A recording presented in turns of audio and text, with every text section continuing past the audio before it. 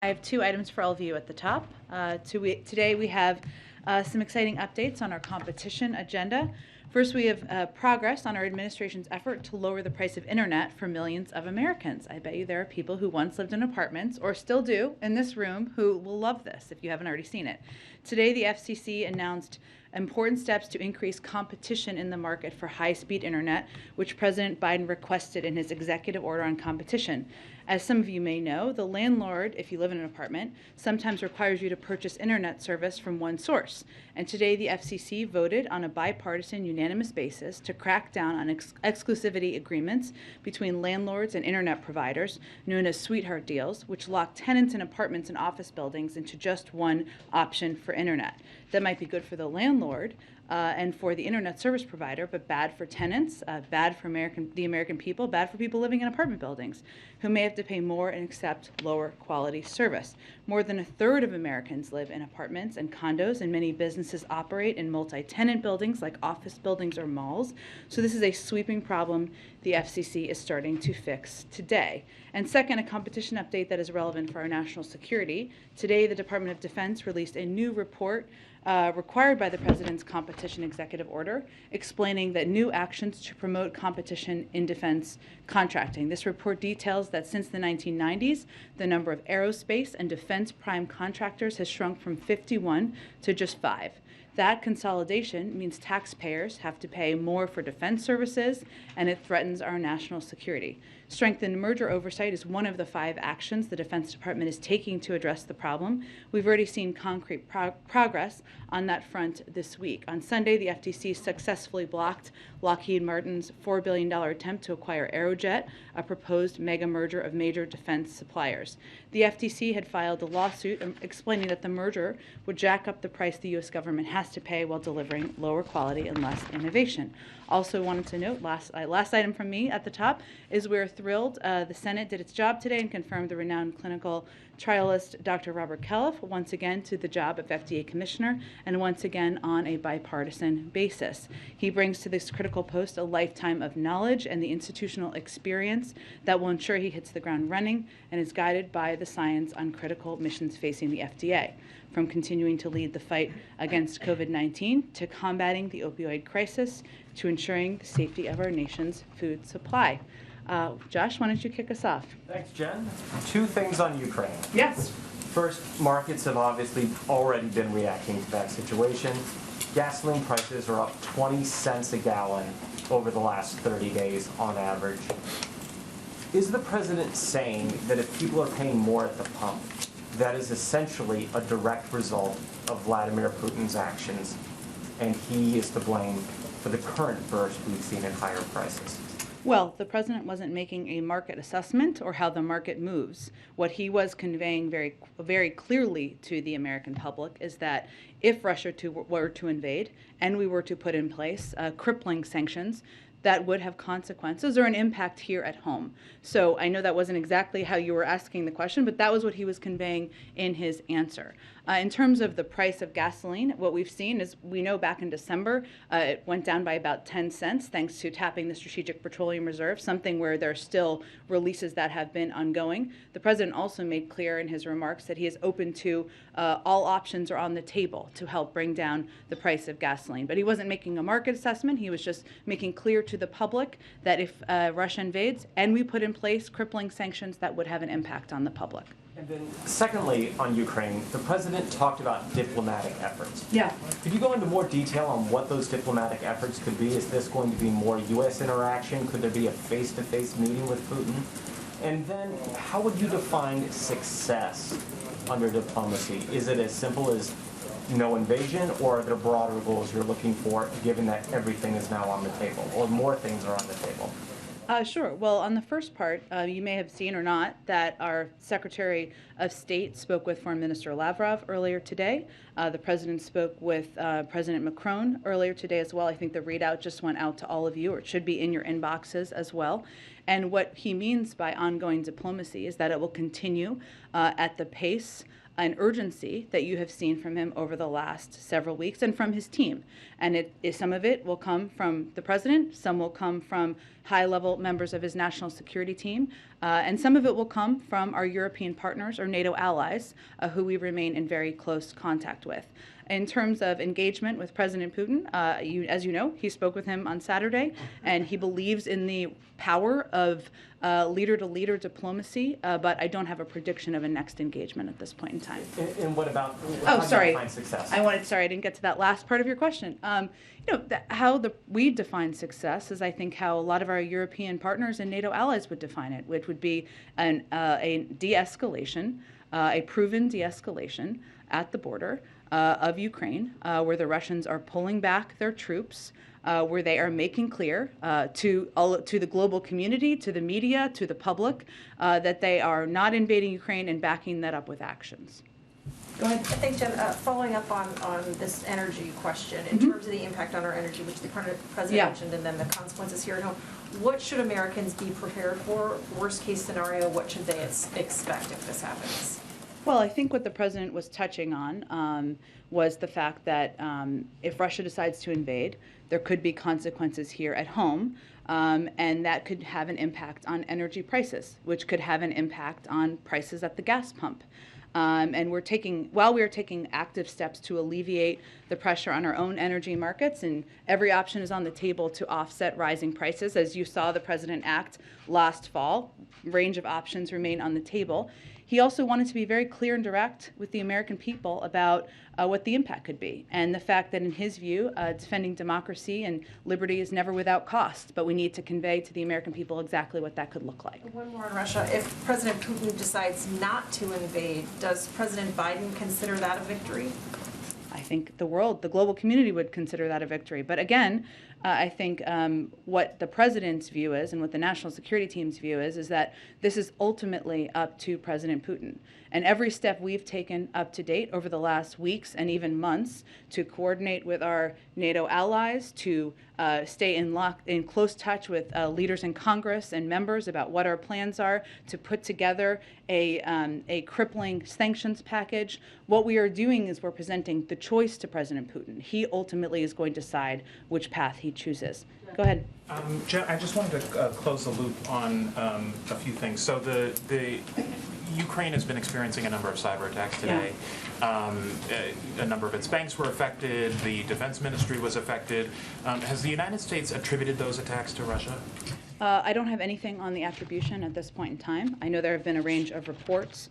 What I can say is that we have been in touch with the Ukrainians, our allies and partners, working with them to deter and respond to malicious cyber activity. We have also been warning for weeks and months, both publicly and in our engagements with the Ukrainians as well as our European partners, about the potential for Russia to conduct cyber operations in Ukraine, but I don't have anything more specific on attribution at this point. Okay, and just, kind of moving a little bit into the realm of the hypothetical, there are a lot of steps that... Oh, boy. I know. There are a lot of steps that Russia could take that are short of an invasion, but that are still, aggressive. Yeah. Including cyber, including there's this step that Congress has taken on recognizing these breakaway regions in Ukraine as being, a separatist, legitimately as separatist regions. Would the U.S. respond to any things like that with sanctions as you would to, an actual invasion? We have conveyed before, and I'll reiterate now, that we would be prepared to respond with a range of malicious activities or actions that the Russians were to take. Okay, and then one more thing. I know that you've said that there's very little daylight with you and European allies on this issue. The German Chancellor said today that Ukraine joining NATO is simply not on the table. It's not on an agenda item right now. Is that how you would characterize it from the White House? Well, I think as you've heard the President convey, and you just heard him convey in his remarks, our view from the United States is that nations have the right to sovereignty, to territorial integrity, freedom to set their own course and choose who they associate with. So we, the United States, we're never going to pressure Ukraine or any country to join or not join a global alliance. That is up to them and up to the other members of NATO. Go ahead. Thanks, Jen. Just, you say all options are on the table. Let's be more specific on the possibility of a gas tax holiday. Would the White House support doing that? I have nothing to predict for you at this point, but all options remain on the table. He said in his speech, if Russia attacks Americans in Ukraine, we will respond. Is there specific intelligence suggesting that some kind of targeted attack on Americans in Ukraine is possible? I don't think he was suggesting that. I think as we've conveyed, as we've warned and been very clear about the risks that would be posed to anyone who's in Ukraine, including American citizens, were Russia to invade, one of the biggest militaries in the world, that there would be serious risk to civilians. That's, I think, what he was conveying. And with the Ukrainian president slated to be out of his country this weekend to go to the Munich Security Conference, you guys think that's a good idea for him to be gone right now? I don't think we have an assessment on that from here. Obviously, the Munich Security Conference is an opportunity for any leader to engage with, communicate with other leaders in the world, and obviously the vice president is going, as you know. He's got a busy day, obviously, with Ukraine, but has the president talked to any Supreme Court nominee? Have any interviews been scheduled? Will they I'm going happen to in person? disappoint you here, Ed, and just convey that I think we're not going to give day-to-day updates from here moving forward about whether or not he's done interviews. What I can confirm for you is we're still on track to for the president to make a decision and make an announcement before the end of the month, which is in 2 weeks. We file that under the guy. He will do some interviews in the next 2 weeks. That's what I can confirm for you. Go ahead, Jackie. Thanks, Jen. We've been told for a long time that some cyber attacks would likely precede an invasion.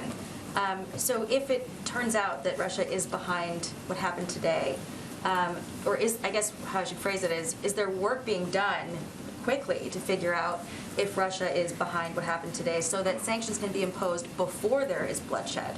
Or is the calculus still sort of centering on force on force or some, passing over the Sure. Well, we are constantly doing those assessments, and certainly as any cyber attack happens, that is certainly a process that happens behind the scenes and that our intelligence community and our national security community undertakes, as it would be in this case as well. I would note, though, as it relates to sanctions, one, there's a range of means that we could respond, both seen and unseen, so to a cyber attack or any other attack, and the president has the purview to do whatever he chooses in that regard. But our view remains that the crippling package of sanctions is an effective deterrent. So if you do that all in advance, what is to stop them from moving forward? Now, that may be a different of policy issue, different as of opinion, I should say, on policy issues with some in Congress, and that's okay, but that is our view from the administration. And then this may or may not be related at all, but is there any information on what caused the power outage on the North Lawn? I mean, every TV network lost power at the same time during It was a very inconvenient time, I will just note for all of you and for us. I don't have any assessment of that, no, or yes. And Go then ahead. does the White House view Ukraine giving up on NATO aspirations as a possible off-ramp? Understand that the president has said, the administration has said over and over that NATO members would not encourage or would not give up that ability for someone else to join, but they do have a long way to go. And now that there's all of this concern that if there was a member, if they did become members, it could potentially trigger Article 5. Is there any discussion among NATO allies about how significant it would be if Zelensky were to make that offer himself? Well, we have not raised that from the United States. And again, I would reiterate what I said a little bit earlier, which is that our position is that we are not going to pressure Ukraine or any country to join or not join an alliance, that it is nations have the right to sovereignty and territorial integrity, and that's a choice for them to make. Why is the administration encouraging Americans who are fleeing through Poland to bring proof of COVID-19 vaccination? As I understand it, Poland does not require that. So is there going to be a shift in messaging for Americans who are trying to get out through Poland? I would check with the State Department on that. I'm happy to follow up for you on your behalf as well. Go ahead, Kristen. Thank you so much, Jen. I want to circle back to the idea of what de-escalation would look like and how the administration would trust that it were actually real. Do you have a sense of how many troops you would need to actually see with your own eyes through satellite images or otherwise would need to withdraw in order for this administration to feel as though Putin were in fact de-escalating. Well, I think, Kristen, that is a decision that we would make in partnership with our NATO allies, right, and European countries. And you look at everything from satellite imagery, something that many of you have access to validation and verification of what they're saying they would do. So I'm not going to be in a position, nor would I expect the Defense Department would be, to give you a troop number. But I think it would be very clear if that were a step they were taking. Okay, and I think there have been a lot of mixed messages publicly coming out today. Among them, the NATO Secretary General said that there is cause for cautious optimism when it comes to some of these talks that are happening behind the scenes. Does the administration, does the president share that cautious optimism? Because we heard from the president very firm language. Well, the president also conveyed it would be positive if it was verified that they pull back their troops. And certainly the openness to diplomacy is something that everybody should support, and I think our NATO allies would support as well. At the same time, we've seen this playbook before, and especially given the history of President Putin and the Russians, their history of false flag operations, of misinformation, we need to verify. So, and I guess that's my question. Does the administration share the NATO Secretary General's cautious optimism? I don't think we need to put in more words than what the president just conveyed in a speech to the country. GOP senators have unveiled a sanctions bill. Have you assessed whether or not this is something the administration wants to see some movement on? Is this something that you would potentially support, given that the bipartisan talks stalled? Not yet, because it just came out. But again, our view remains that a bipartisan effort would be the best effort moving forward. And as I conveyed to Jackie a few minutes ago, our view continues to be that the crippling sanctions package we've designed is meant to be a deterrent. Go ahead, Ken. Jen, the Senate's working on this stopgap funding bill. The deadline is Friday. What's the level of confidence that the president will be able to sign that extension by Friday? And separately, has the administration been talking to the two Republican senators who raised concerns, Senator Lee and Blackburn? We are engaged with a range of Democrats and Republicans, and certainly we are hopeful that we will be able to sign this. I would note, though, that I believe, and correct me if I'm wrong here, that one of Senator Blackburn's primary concerns is about a relation to the funding of crack pipes. Is this correct? Which is not an issue. So this is an issue. That what is happening here is that's potential to hold up funding the government and important programs around an issue that is not an issue, because we've been very clear that we are not providing funding for crack pipes. And then the Senate Banking Committee had planned to vote on your Fed nominees today. Yeah.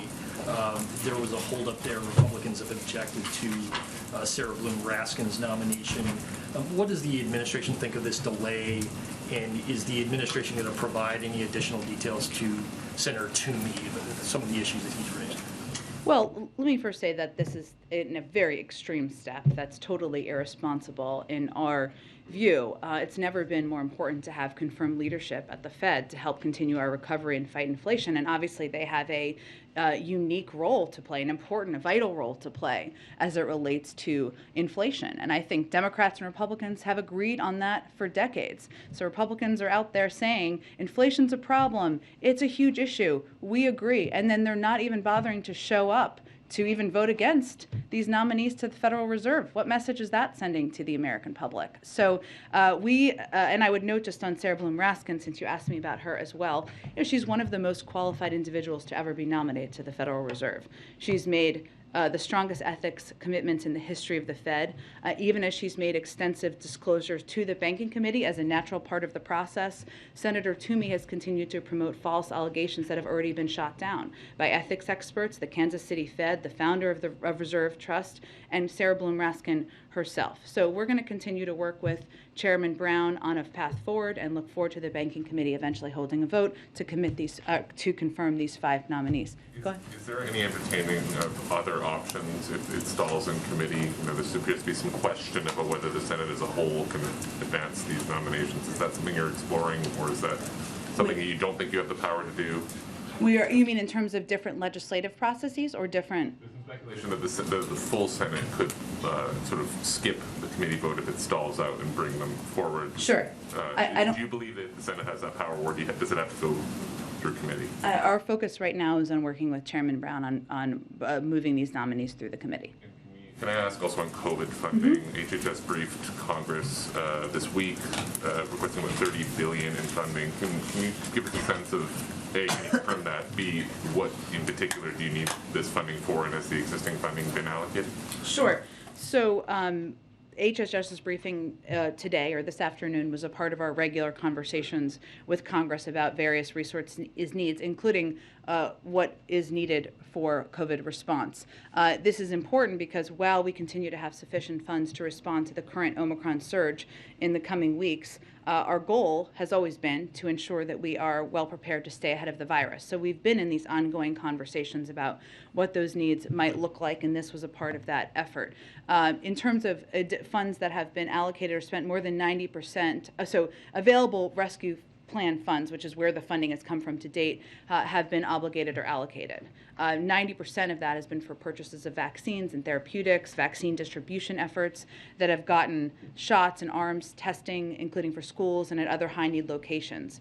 Resources from the rescue plan and prior COVID response bills have enabled us to respond forcefully to the Delta and Omicron surges. And what we're trying to do now is stay ahead and stay in contact with Congress about what those needs might look like. Secretary Blinken said yesterday that the U.S. is not on pace right now to meet the president's goal, the WHO goal of vaccinating 70% of the world by later this year. Is any of this funding aimed at jumpstarting global vaccination efforts? And can you talk a little bit about why you're not on pace? Is it, for instance, a supply problem, or is it a problem with what Secretary Blinken called last mile type stuff, getting shots in arms, to borrow the language of the college?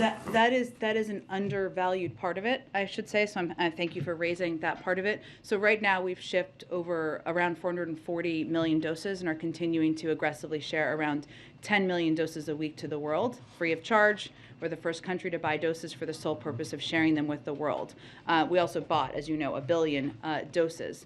And Secretary Blinken, I think, made those comments in part because he wants to rally the world to do more. But a big part of our effort right now, and where we have seen challenge, is turning vaccines into vaccination, which means working closely with our partners on the ground and dealing with hyperlocal issues countries may be facing to increase vaccination. And this is a big part of the focus of Ambassador Power and USAID's Global Vaccination Initiative. But part of it is that shots and arms component. Have we started deferring their U.S. donations because the capacity is the problem more than the supply? There have been moments, yes, where countries are not able to receive the doses that we're able to provide.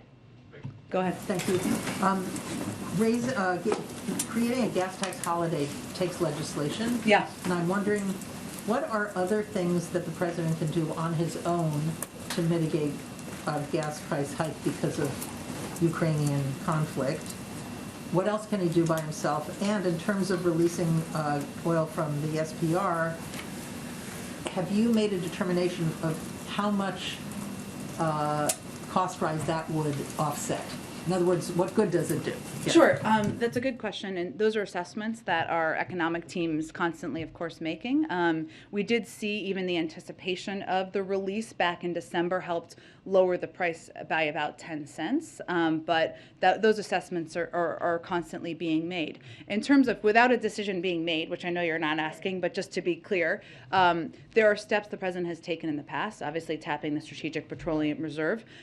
He has also we have engaged with oil-producing countries around the world. That's something we will continue to do because clearly we need to ensure that the supply out in the global market is meeting the demand. And obviously, Encouraging other countries to produce more. correct. Yes, and that's been a part of our effort, even as we anticipate what impact there could be from an invasion. So, as you know, there's obviously a difference between natural gas shortages and the impact on home heating, which is largely a regional issue. But we have been still in Europe, but we've been still working with partners on that as well, but also on the supply of gas out in the market.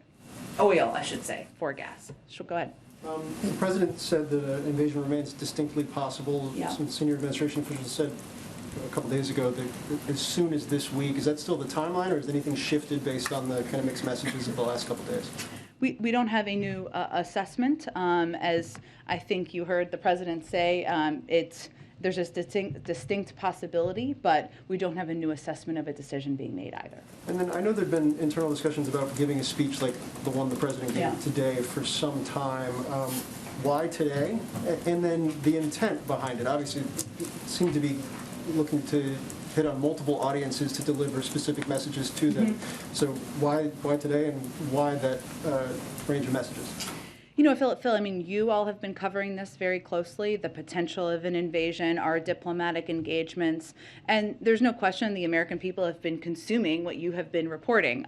But I think we felt, and the president felt, it was important to be very clear and direct with the American people about what the impact could be on them, what the consequences would be, what our values are, and why it is important to stand by not just the territorial integrity and sovereignty of a country, but also stand among our allies and partners around the world. So it was very important to him to lay out very clearly what's the steps we've taken, the actions we're prepared to take, what's at stake for the United States and the world, and how this will impact us here at home.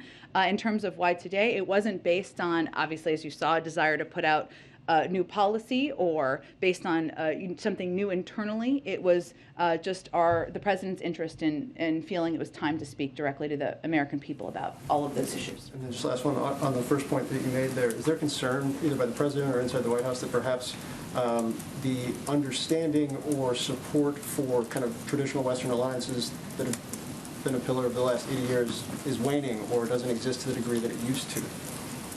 I think, Phil, yeah, no, it's a good question. I don't have any data assessment of that, but we also are fully aware of the fact that right now the American people are still grappling with a pandemic. They're grappling with rising costs, two big issues the president speaks to quite frequently.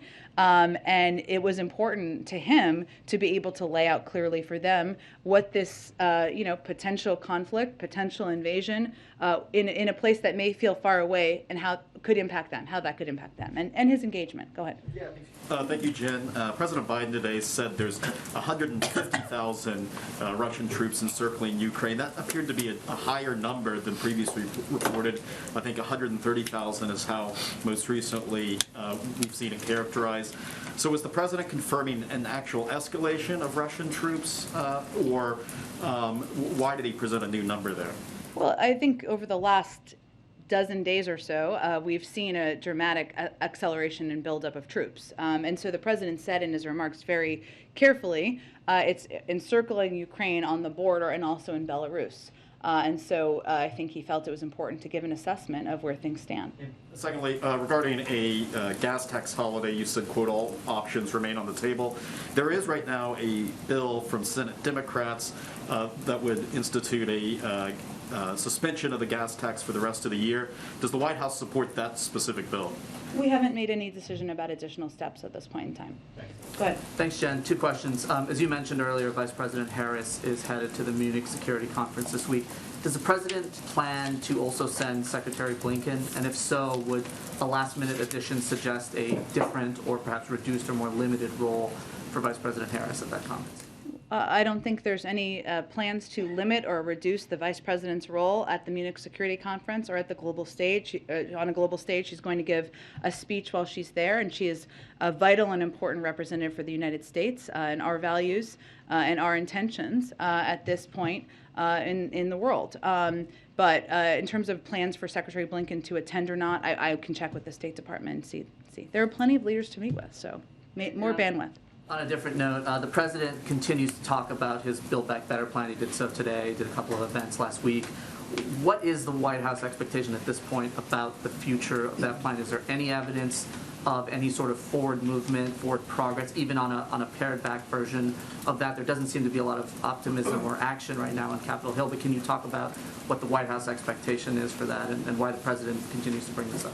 Well, the president continues to bring it up because as we talk about the impact of inflation, which most people experience in their daily lives as rising costs, one of the ways that we can address that is by passing legislation that will help lower costs for Americans, whether it's child care, or health care or the cost of prescription drugs, and we can do that and fully pay for it by making the tax system more fair. So what is encouraging to the president is that there is broad support for lowering costs for the American people in all of those categories and for making the tax system more fair. And we are continuing to work in lockstep and in partnership with a range of senators, and they're having their own discussions about moving these efforts forward. Go ahead. Thank you very much, Jen. One question on Asian Americans and one question on Ukraine. On Asian Americans, actually, the Team USA gold medal winner, Chloe Kim, revealed as an Asian American, according to AP, quote, "She was tormented online daily. She said she was consumed by the fear that her parents could be killed whenever she heard the news about another brutal assault on an Asian person," unquote. Actually, under President Biden's watch in 2021, the anti-Asian hate crimes increased by 339%. It seems we don't see much action taken by the White House, and even in a press briefing, the very last time you mentioned about Asian Americans was last May. So will the president take some action or even just record a video like what he did last year to raise the awareness? Well, let me say first that Chloe Kim, I'm obsessed with the Olympics, so I'm just going to give you a little biography here, but she's 21 years old, and she made those comments, which is incredibly courageous and brave that she spoke out about the fear she has for her family members. And she's not the only Asian American to do that, but she is somebody who is now a double gold medalist, amazing. And so I just want to take a moment to applaud her for her courage in doing that. I will say that the president has put in place a task force. He has hired a senior level staffer to be a representative and be someone who can speak to these threats and these concerns and these fears felt by the Asian American community, because there's a number of steps we need to take and continue to take to address. And we've seen this rise, unfortunately, because of hate-filled rhetoric and language around the origins of the pandemic. And that is something that Asian Americans across the country have been feeling. So I can just reiterate for you that the president is absolutely committed to continuing to speak out, to crack down, to take steps, and again would thank Chloe Kim for her courage. Go ahead, Anna. I just have to keep going because we got to... On Ukraine, Jen, President Biden said that we should give diplomacy every chance to succeed. Secretary Blinken, after his call with Foreign Minister Lavrov, said that a window remains open to resolve this peacefully. On the timeline, how long does the president think that window should stay open if there's no invasion but also no pullback of Russian troops? Well, what's the alternative if we don't leave the window to diplomacy open, right? I mean, you know, our objective, obviously, as you heard the president say today, there is no threat the United States is posing to Russia, to the Russian people. There's no threat that Ukraine is posing to Russia. What we're working to do here is leave a forum for de-escalation and prevent a war. And so to us, the door to diplomacy should always be open, and we should always look for opportunities to de-escalate. Concerned this turns into like a frozen conflict, basically, where troops just stay on the border and there's no invasion but also no pullback? Well, again, there's going to have to be a continued dialogue and discussion, but Russia not invading Ukraine and not risking and impacting the lives of many, many people in that country, including potentially American citizens, would certainly be a step we would welcome.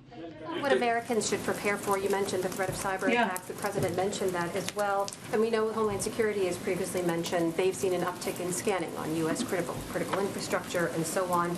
Should Americans be prepared for a potential Russian cyber attack on critical U.S. infrastructure or other networks? Well, I would say even before we've been discussing the buildup of troops at the border, and even before we've been discussing the bellicose rhetoric, we have seen an uptick in cyber activity by malicious actors around the world, either those living in countries or the countries themselves. And so that is something, I don't have any new threat or new warning to pose today, but that is something we have certainly been amping and increasing our focus on as a threat that's emerging, but has been the case for the last several years.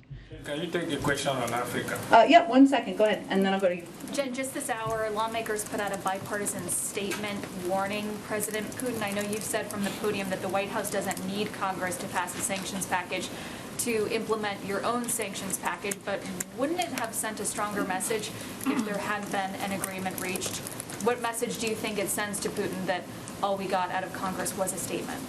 I think President Putin knows very clearly, because he's heard it directly from President Biden's mouth, that if he invades Ukraine, that there will be crippling sanctions, and we don't need Congress to act in order to do that. And when will the president make a decision on any new energy policies to impact prices at the pump? Because even without an invasion, prices have risen beyond where they were before the emergency reserve release back in November. You're right, and the president is very focused on making sure we're doing everything we can to lower the cost for Americans in any way it hits them, whether it's prices at the pump or when you go buy a pound of meat or wherever it may be. So we're continuing to assess, and he's continuing to look at options. I don't have a prediction of any decision, though. Go ahead. I'll go to you after, Simon. Go ahead. Switching topics entirely, the Sure. president is headed later this week to Ohio. He said that he'd like to be out in communities with people more frequently. How often would he like to be out there per week? What do you guys ramp Every up day? for? Well, but when he says that, what is your anticipation? Is he looking to travel 2-3 days a week? And when would you expect that to ramp up? You know, I think you can expect that to increase around the State of the Union and after.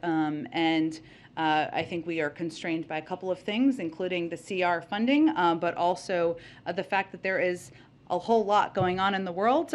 Even though he can be president anywhere, he also has a responsibility to sometimes be in the White House, or oftentimes be in the White House. So, but he's looking forward to getting out there more in the coming weeks. Does he have anywhere specific that he hasn't been yet, or places that he hasn't been that he feels frequently enough that he'd really like to get back to?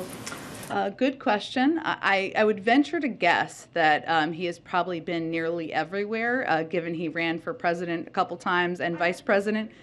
As president, I don't have any prediction of states or readout of states that he's looking forward to going to, but I'm sure he is looking forward to traveling around the country, blue states, red states, across the gamut. Go ahead. Okay, Simon, I'll go to you. Go ahead, Simon. Okay, thank you. It's been 3 months, so if you can allow me to ask 2 questions. The president spoke with Prime Minister Abiy Ahmed of Ethiopia on January 10th. It's been almost a month now, more than a month since that call took place. And the WHO yesterday released a statement saying that they still don't have access to the Tigray region for humanitarian access because the government is not allowing them to have fuel. So is the president still interested in anything else apart from Ukraine? Of course he is. The president has to be a global leader in the world, and he is responsible for not just what's happening around the world, but also what's happening domestically. Let me give you an update or a comment from here. We're hopeful that recent steps taken by the government of Ethiopia and other actors might open a path to resolving the conflict. Over the last month, the Prime Minister has taken steps to promote dialogue, release political prisoners, and enable expanded delivery of medical supplies in the Tigray region. We continue to have serious concerns about the humanitarian situation in Ethiopia, and we are focused on working with all parties to end the source of the suffering, the military conflict. Go ahead, Karen. President Zelensky tomorrow is calling for a day of unity, a national holiday tomorrow in Ukraine. His message for the last couple of days, if not longer, has been don't panic to Ukrainians. Does the administration have concerns that Zelensky and Ukrainian leaders have not adequately prepared the Ukrainian people for a Russian invasion? Well, I'm not going to speak to that. What I can speak to is what we feel our role and responsibility is, which is to provide a range of information about what we see at the border, what we see Russia preparing, and our assessment of what impact that could be. Every leader makes their own decisions. And do you have an update on the humanitarian assistance that the U.S. is talking with European allies, should that happen and the Ukrainian people need that? Sure. I know Secretary Blinken made an announcement, I believe it was yesterday, about additional assistance. Let me just see if I have any more details on it in here, and if not, I will get that to you shortly after the briefing. Karen, let me just see. Let's see here. Let me get you, I can get you, let's see, so we just announced, a sovereign loan guarantee to Ukraine of up to $1 billion to bolster Ukraine's economy amidst pressure resulting from Russia's military buildup. This builds on the $3 billion in sovereign loan guarantees we issued to Ukraine between 2014 and 2016. We've also committed more security assistance to Ukraine in the last year than at any point in history, $650 million. And we also announced we're launching a new partnership fund for a resilient Ukraine with our with our allies and partners to continue to expand on that. The last thing is the Export-Import Bank has made available $3 billion in support for projects in Ukraine, and the Development Finance Corporation has a current investment portfolio in Ukraine of approximately $800 million across more than a dozen projects. So we've obviously provided a range of assistance, which we will continue to build on. Go ahead. Jen, will Vice President Harris be meeting with President Zelensky when she's in Munich? I don't have anything on her planned meetings at this point in time. I expect we'll have more as we get a little bit closer, and I expect they'll do a preview call from her team as well. And then an Olympics question. Yeah. Does the administration have any reaction to the IOC's decision to allow Russian figure skater, and I'll butcher her name, Kamila Valieva, to continue competing in the Olympics after her doping scandal? Well, I would point you to the statement made by the U.S. Olympic and Paralympic Committee, who opposed the decision made in Beijing, saying it, quote, appears to be another chapter in the systemic and pervasive disregard for clean sport by Russia. But these were independent decisions made by the U.S. Anti-Doping Agency and Court of Arbitration for Sport. We don't have any additional comment from here. I would point you again to the U.S. Olympic Committee. Go ahead. Yeah, so the U.S. Energy Information Administration shows data that Russian oil being imported in the U.S. has been increasing over the past year. In May of 2021, it was the most on record. Now, the president said he wants to use all tools to keep gas prices down. Is he looking at temporary things to keep gas prices down? Should there be a Russian invasion? Or is there any consideration to reversing some of the policies and going back to increasing U.S. energy independence? I don't have anything to detail for you, in terms of what he is considering, but our overarching objective is to decrease the impact on American consumers and increase the impact on Russian leaders. Well, you talked about the boycott on the Republicans of the Fed nominees. Does the White House support allowing 4 of the 5 nominees to go through and then dealing with Sarah Raskin later? Again, we are working with Chairman Brown to move all 5 nominees forward.